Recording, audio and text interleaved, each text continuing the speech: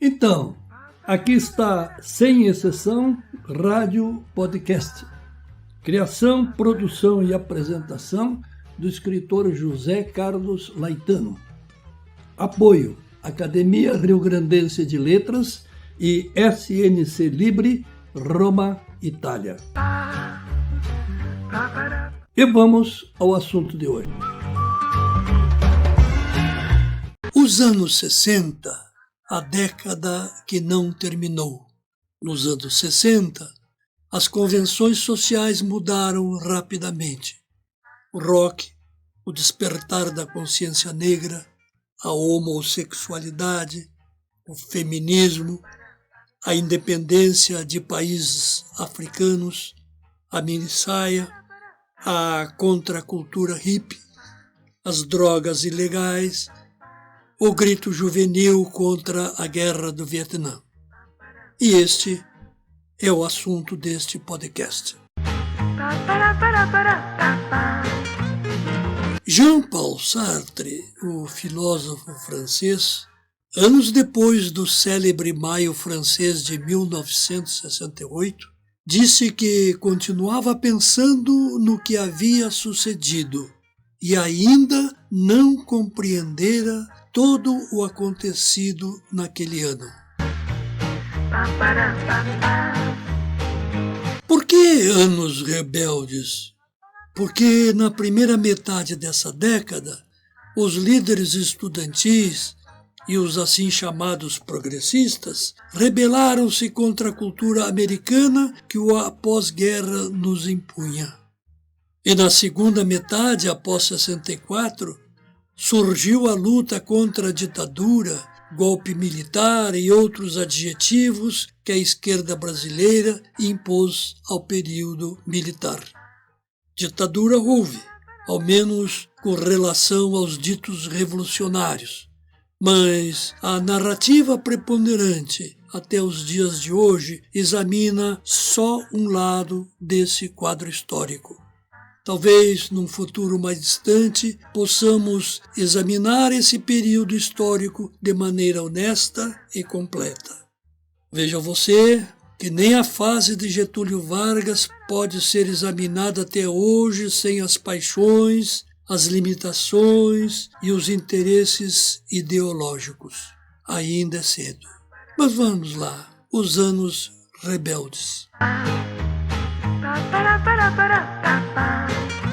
Nos anos 50, nos anos dourados, vivíamos sob a influência da cultura americana, o sonho americano de viver. Os americanos eram os nossos heróis. O soldado americano foi quem venceu o nazismo. Ao menos os filmes de Hollywood assim mostraram. Não mostraram os ingleses que bravamente resistiram sozinhos à invasão de Hitler. Foram Burt Lancaster, Robert Mitchum, Henry Fonda, os mocinhos da história. E assim mostraram, graças a um esquema político do governo americano. Quando os Estados Unidos decidiram entrar na guerra, o fizeram com um plano de expansão muito bem preparado, e cineastas e atores americanos fizeram parte desse plano. Mas esse assunto será focado em outro podcast. E não pense que este é um papo de esquerda. Os anos 50 foi uma época de grande desenvolvimento econômico e tudo mais. Surgiu o rock and roll, o cinema, o teatro, as artes plásticas, a literatura. Essas obras artísticas mostraram uma cara muito comportada. Tudo parecia andar bem. Contudo, já no final dessa década de 50, iniciaram os movimentos rebeldes, tanto em países como Estados Unidos, Inglaterra, França, como no Brasil. Surgiu a literatura beat com Jack Kerouac e seu livro On the Road, ou Na Estrada. Despontou a arte de vanguarda, assim denominada por quebrar alguns princípios estéticos mais rígidos. É quando surge o grupo Beatles, primeiro com melodias doces, como I Want to Hold Your Hand. Mais adiante, os Beatles criaram músicas mais excitantes como as que ouvimos hoje. O feminismo, a negritude, o homossexualismo surgem com força, ao mesmo tempo em que os jovens gritam contra a guerra no Vietnã. Os hippies mostram a cara com seu niilismo. Iniciou a descolonização de grande parte da África. Aconteceu a modernização da Igreja Católica a partir do Concílio Vaticano II, quando as missas deixaram de ser faladas em latim. Eu fui coroinha e devia responder em latim às falas do padre na missa.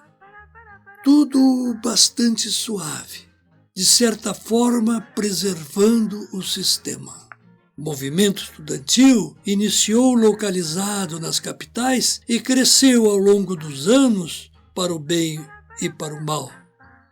Naquela época, os estudantes não estavam ligados a partidos políticos, com exceção da UNE, União Nacional dos Estudantes, que estava irmanada ao Partido Comunista. Mas não havia proposta globalista. No geral, fora a UNE, nós éramos apenas jovens com propostas para melhorar a humanidade. Sonhos juvenis para lograr a felicidade. Eu participei desse sonho, dessa luta. A Revolução Cubana, logo após 60, era saudada como quebra da ditadura e não como novo Estado socialista. Então gritávamos: viva Cuba, viva a democracia! A União Nacional dos Estudantes, a UNE, criou o Centro Popular de Cultura, onde surgiram nomes importantes do nosso mundo cultural e belas realizações no campo do cinema, da música, da literatura, das artes plásticas. Foi um movimento muito, mas muito importante naquele momento de mudanças no Brasil. Mas atenção, para observar esse período da nossa história, você precisa esquecer os tempos atuais, os dizeres atuais, os líderes atuais. Anos 60 era outra coisa. Se você consegue separar o mundo de hoje, a esquerda de hoje, a direita de hoje dos anos 60, então você poderá ouvir o que está dito neste podcast e compreender o passado. A UGES, entidade estudantil da qual participei, não teve a menor ligação com o Partido Comunista ou com outros partidos políticos. Os partidos comunistas, PCB e PCdoB, brigavam entre si e não tinham maior expressão popular. Nós, da UGES, União Gaúcha dos Estudantes Secundários, tínhamos mais contato com a denominada ala progressista da Igreja. Pois bem, o CPC da UNE.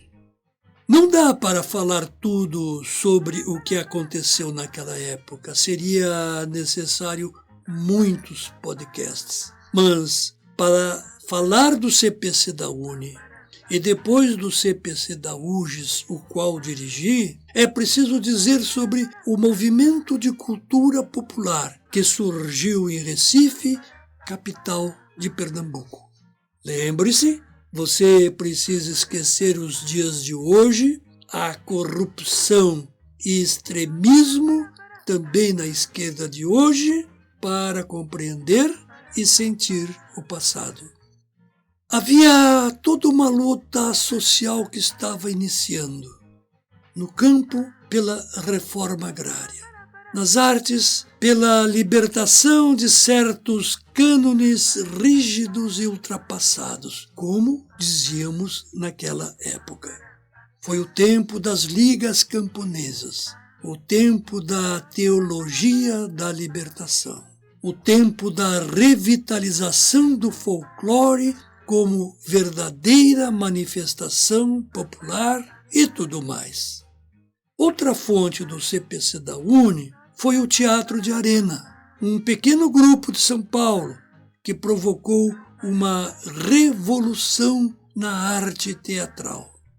A ideia do campo das artes, como constou no manifesto do CPC redigido por Carlos Estevão em 62, dizia que a arte do povo é ingênua, sem outra função que a de satisfazer as necessidades lúdicas e de ornamento das pessoas comuns. Em outras palavras, dizíamos que a arte burguesa era a arte para simples entretenimento que leva o povo à alienação política e à submissão. Assim, dizíamos, a arte, fora da arte política, não é arte popular.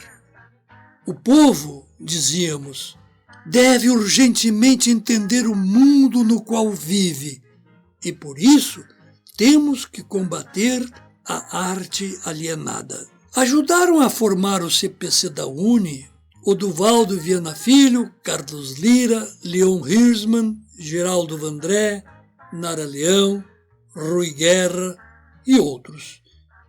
Eu assisti um espetáculo teatral com base no folclore nordestino no principal teatro de Recife, quando José Wilker era um guri como eu e dava os primeiros passos no palco. O movimento de cultura popular abarcou a música, a literatura, o cinema, o teatro, as artes plásticas. Era um mundo novo que iniciava suas primeiras experimentações. No teatro, a peça eles não usam black tie, ou eles não usam aquela gravatinha de traje a rigor, ou seja, a referência era o povo pobre. Eles não usam black tie, conta o debate ideológico entre pai e filho, dois operários de fábrica. O filho querendo revolucionar a relação de emprego. O pai, homem envelhecido pelos anos de duro trabalho e continuada pobreza, defendendo o sistema, justificando a pobreza. A pobreza, não a miséria. Miséria é miséria. Pobreza naquela época era outra coisa. As exigências da sociedade de consumo eram muito menores. Lembro que o CPC da UGES, entidade na qual participei como secretário de Cultura, gastou semanas ou meses ensaiando este texto para uma única apresentação na cidade de Canela. Estudantes atuando sem qualquer formação teatral, com um diretor também guri, mas que resultou num espetáculo de alta qualidade. E um diálogo ficou gravado em minha memória, quando o pai diz ao filho, em meio à discussão familiar, que a pessoa com quem ele estava discutindo, que era o seu filho, devia dizer a seu filho tal coisa. No lugar do diálogo com suas diferenças entre pai e filho, o pai falava, diga a meu filho tal coisa. Hoje penso que Gianfrancesco Guarnieri, o autor, tenha previsto a dicotomia familiar atual entre esquerda e direita, que separa famílias e amigos. O Alto dos 99% e Sapituba Futebol Clube são títulos que fizeram a diferença no teatro naquela época. Outro exemplo, a peça A Mais-Valia Vai Acabar, seu Edgar, foi pensada como explicação popular da teoria marxista da mais-valia. Em Recife, o movimento de cultura popular contou com figuras como Ariano Suassuna, Hermílio Borba Filho, Paulo Freire, Francisco Brenan e outros. No campo do cinema, o CPC da UNE realizou um documentário com o título 5 vezes Favela. E cada episódio foi dirigido por Joaquim Pedro de Andrade, Marques Farias, Cacá Diegues, Miguel Borges e Leon Hirschman. Talvez pela primeira vez, a vida nas favelas foi mostrada ao grande público. Foi um filme feito com arte e as limitações de orçamento. E os jovens diretores estavam aprendendo na marra a fazer cinema. Na literatura, o CPC publicou os Cadernos do Povo, onde participaram, entre outros, Geir Campos, Moacir Félix e Ferreira Goulart. A revista Cultura Brasileira foi editada por Enio Silveira, diretor da editora de mesmo nome. A literatura de cordel, da qual possuo alguns exemplares, são pequenos livros, papel vagabundo, impressão vagabunda, tudo com pouco dinheiro, com poesias de cunho social, sem maior qualidade estética, voltadas às pessoas simples e tratam basicamente da vida do trabalhador e do camponês do sertão nordestino. Na música, foram convidados gente moça desconhecida como Zequete, Cartola e Nelson Cavaquinho.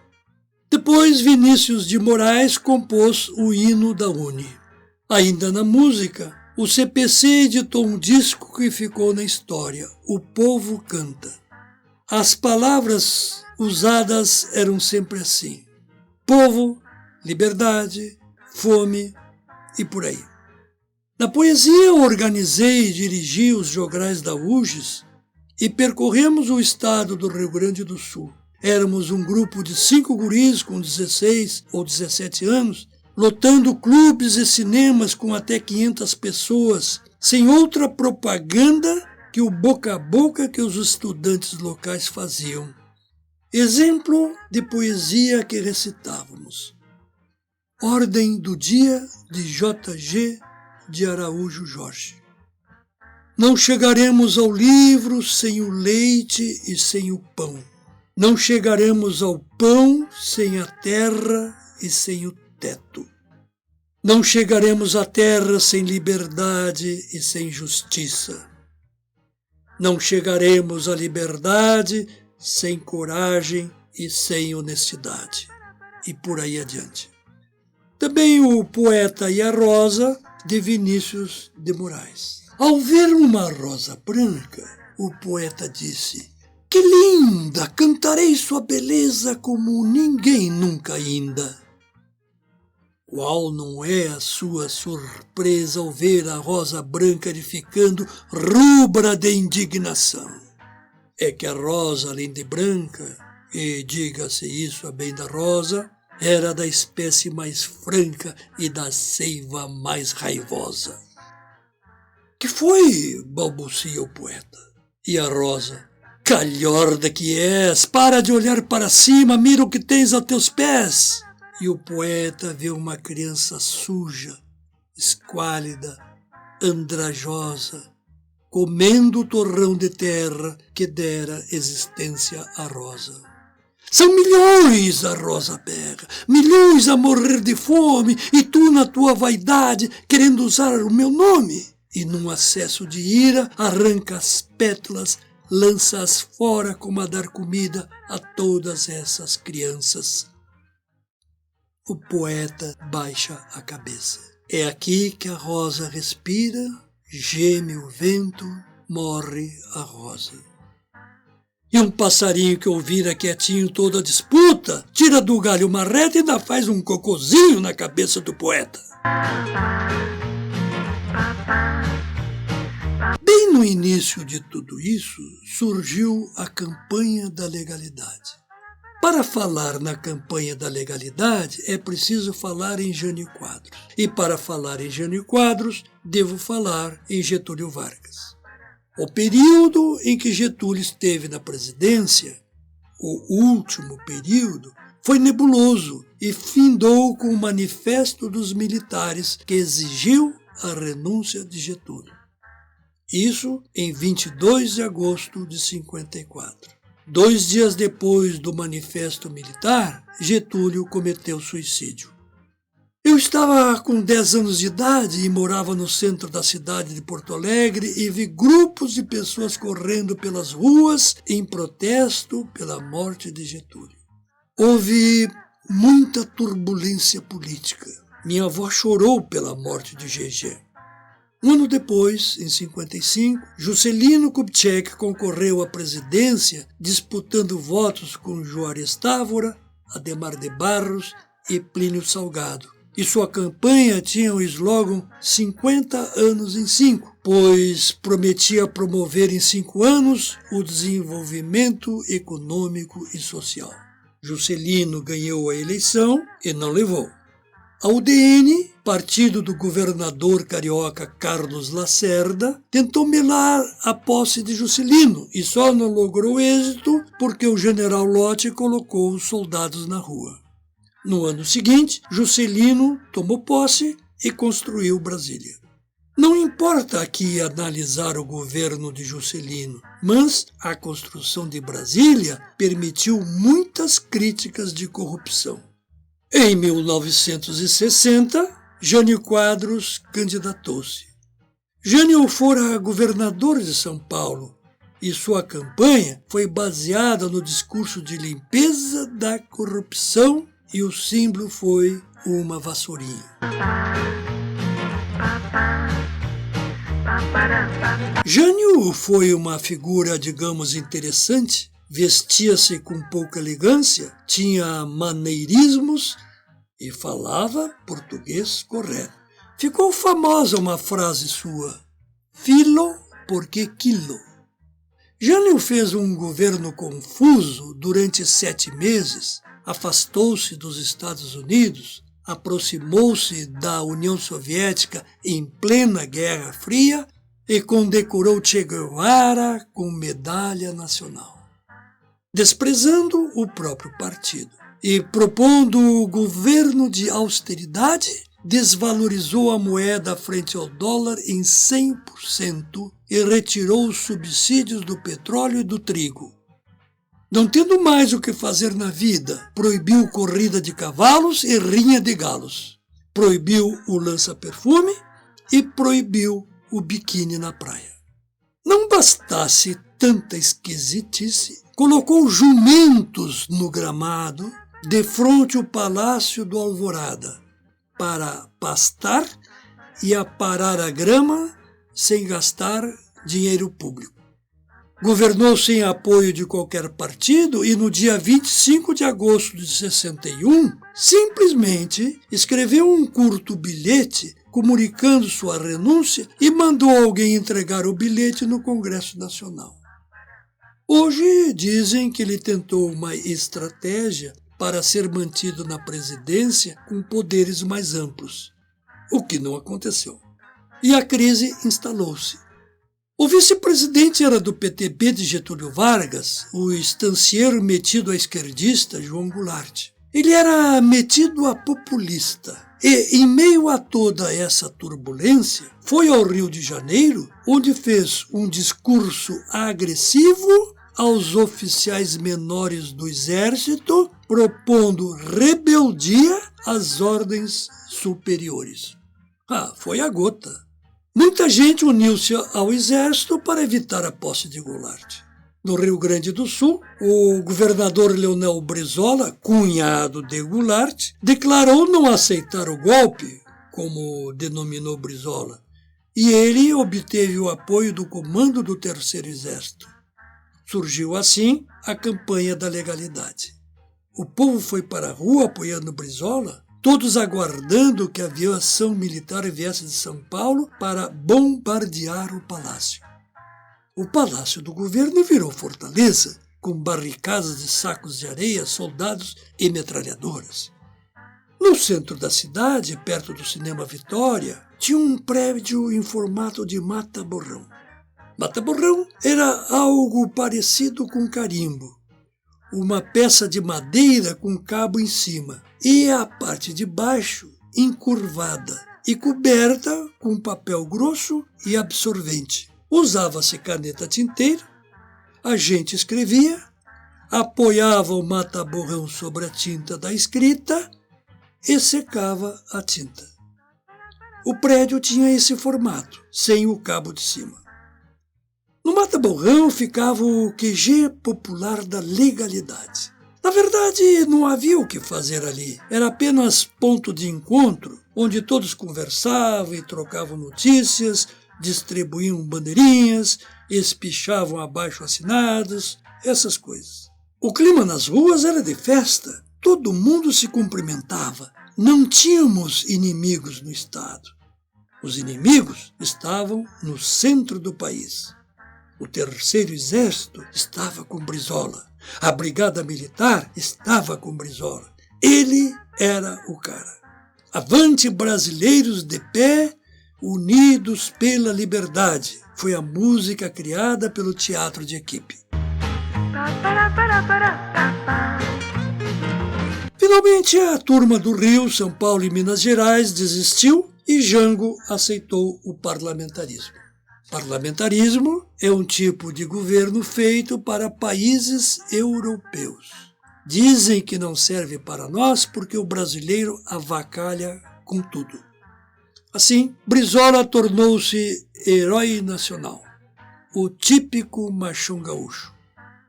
4 anos mais tarde aconteceria a segunda legalidade. Nesse meio tempo surgiu a música de protesto com Bob Dylan, Juan Baez e outros. O rock estava em crescente popularidade. E no Brasil, o rock foi apelidado de Iê, Iê, Iê, que era o refrão da música dos Beatles na música She Loves You. A segunda legalidade como que repete a primeira com final diferente. João Goulart, logo após ser instituído o parlamentarismo, repetiu o erro das esquerdas ao pensar que podia tudo e, através de plebiscito, retomou o presidencialismo. E os anos rebeldes recrudesceram, as invasões de terra aumentaram, o anúncio do comunismo ficou explícito, Luiz Carlos Prestes percorreu o Brasil com seu discurso. Eu assisti a um discurso seu num cinema da zona norte da cidade, e a influência cubana cresceu, e tudo isso, e muito mais, assustou a classe média. Daí aconteceu a marcha contra o comunismo, e o exército foi para as ruas em março de 64. Houve a tentativa de reação, mas não houve jeito. Os líderes de esquerda foram presos ou se exilaram. E surgiu a censura na imprensa e por muitos e muitos anos o Brasil mudou.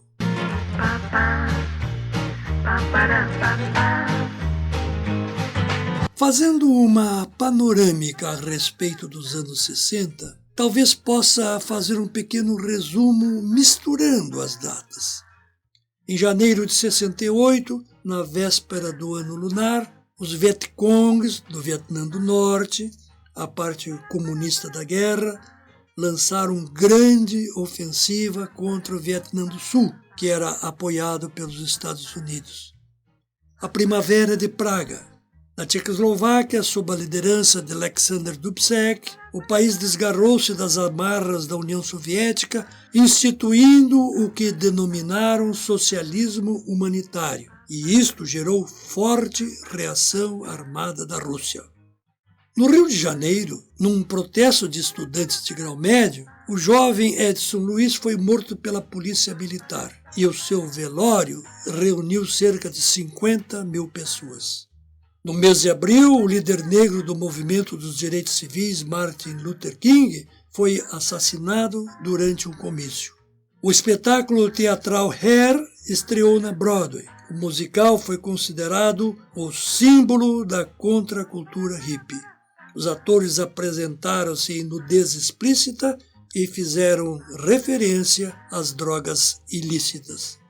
Em Paris, no célebre mês de maio, os estudantes ocuparam a Sorbonne e as barricadas estudantis alastraram-se por toda a França, contestando o governo de Charles de Gaulle, especialmente quanto às políticas trabalhista e educacional.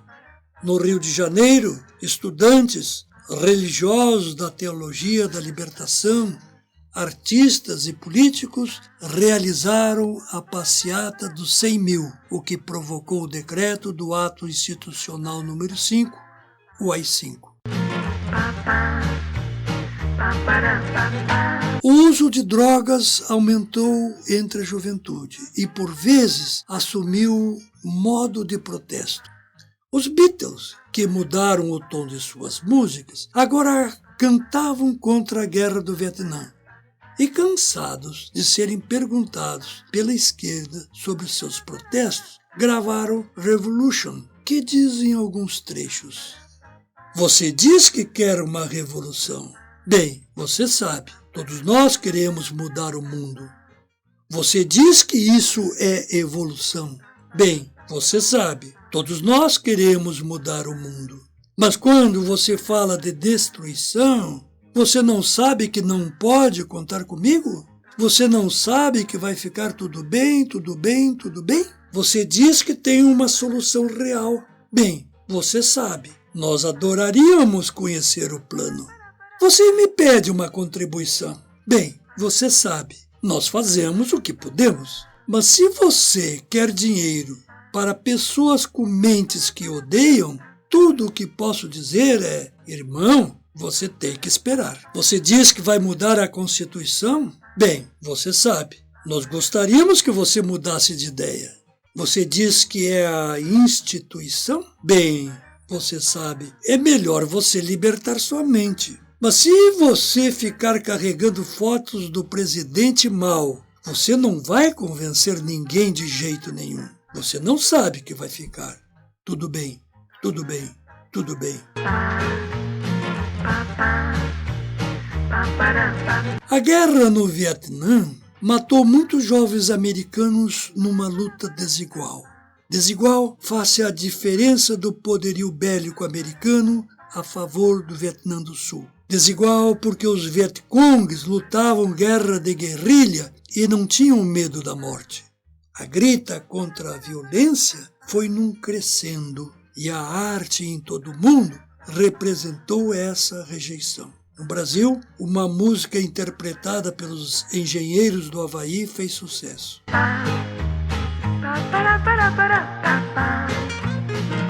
Além do embate ideológico, muito mais aconteceu nessa década de 60. A informática para uso comercial teve início. Em 64, a IBM lançou o chip e surgiu a ARPANET, embrião da internet. Os soviéticos enviaram ao espaço o primeiro homem, Yuri Gagarin, em 61. Em 66, enviaram um robô à Lua. O americano Neil Armstrong só pisou na Lua em 69. Ainda em 69, uma sonda dos Estados Unidos alcançou Marte e meses depois a Rússia desceu um robô em Vênus. Em 65, Elis Regina cantou Arrastão de Vinícius de Moraes e Edu Lobo e surgiu a música popular brasileira. Em 67, surgiu o movimento Tropicália, com Caetano Veloso, Gilberto Gil e Gal Costa, e apresentaram-se Os Mutantes. Em 68, Geraldo Vandré cantou Pra Não Dizer Que Não Falei de Flores, que foi censurada pelo AI-5. Em 69, aconteceu o Festival de Woodstock, tudo muito louco, tudo paz e amor e muita gente pelada. Um dos maiores protestos pela mudança no mundo. Nessa década surgiu a TV em cores e o videotape, ou seja, a possibilidade de gravar programas. A TV Globo surgiu em 65, sob as graças do Estado Militar. A TV Record, líder em audiência com seus festivais de música, lançou o programa Jovem Guarda, com Roberto Carlos, Erasmo e Vanderleia. Nessa década foram lançados os filmes Acossados de Godard, La Dolce Vita de Fellini, Doutor Fantástico de Stanley Kubrick, O Pagador de Promessas de Anselmo Duarte, os filmes de 007, Blow Up de Antonioni, Belle de Jour de Buñuel, Barbarella com Jane Fonda, Sem Destino com Peter Fonda, entre tantos outros. O mundo ocidental estava fervendo em criatividade e inovação. As emissoras de televisão realizaram seus famosos festivais de música popular. Em 65, pela TV Excelsior, ganhou arrastão na voz de Elis Regina.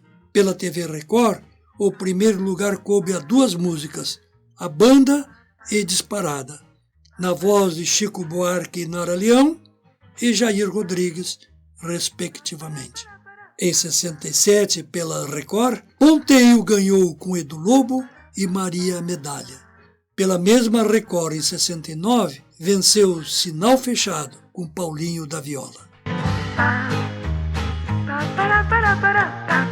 A Revolução Cubana foi em 1959, com apoio americano. Em 3 de janeiro de 61, os Estados Unidos romperam relações com Cuba. E em outubro de 62, aconteceu a crise dos mísseis, que quase nos levou à guerra nuclear. A Rússia enviou para Cuba navios transportando mísseis para serem instalados a poucos quilômetros de Miami. Inaceitável. O presidente Kennedy avisou que os navios seriam bombardeados se entrassem em águas cubanas. Finalmente, Khrushchev, o premier soviético, desistiu e todos respiramos aliviados. Em 63, Kennedy foi assassinado em Dallas, no Texas. Em 67, Che Guevara foi morto no interior da Bolívia. Guevara havia desistido da Revolução Cubana, agora consolidada, e buscou novas guerras de guerrilhas. Também em 68, Costa e Silva decretou o AI-5. O AI-5, como tudo neste país, aguarda um futuro nem tão próximo em que a história seja contada com isenção ideológica e com a verdade. Talvez 2 ou 3 gerações. Vejamos outros fatos importantes nessa década de 60, como Zuenir Ventura resgatou em seu livro 1968, O Ano que Não Terminou. O Festival de Cinema Amador, que se realizou no mês de novembro de cada ano, mostrou a inquietação dos jovens. Em 65, quando foi criado o festival, os 40 filmes inscritos tratavam da miséria e das favelas. Em 68, 28 dos 47 filmes inscritos, ou seja, mais da metade, continham mais sexo, política e violência que todos os filmes apresentados nos anos anteriores. Foi em 68 que apareceu pela primeira vez a censura para fiscalizar os novos filmes e chegou a proibir, inclusive, a exibição do filme vencedor do ano anterior. Virou questão nacional saber se os estudantes tinham direito à educação sexual na escola. A questão da pílula e do anticoncepcional era debate frequente. O Partido Comunista considerava que aderir aos novos costumes era inaceitável. A mudança de comportamento para os comunistas não era sinal de avanço, mas de retrocesso. As esquerdas, todas as esquerdas, mostravam intolerância quanto às críticas ao homossexualismo ou uso das drogas. E a questão dos 30 anos. Eu lembro uma frase que era repetida com todo o ardor revolucionário. Não confie em quem tenha mais de 30 anos. Como lembra Zuenir Ventura, Simone de Beauvoir e Jean-Paul Sartre diziam em 64 que ter 25 anos era golpe de sorte. Em 68, eles afirmaram que a turma dos 20 ou 25 anos não mais se contentavam em se apossar do futuro, queriam dominar o presente. A juventude de todo mundo parecia iniciar uma revolução planetária. Os militares ao abortar a revolução política e social dos jovens em 64, digamos assim, não só criaram obstáculo ao comunismo, como abortaram toda uma geração cheia de promessas e esperanças. Essa juventude da qual fiz parte mostrou-se onipotente, generosa, megalômana e acreditou que mudar o mundo dependia só dela.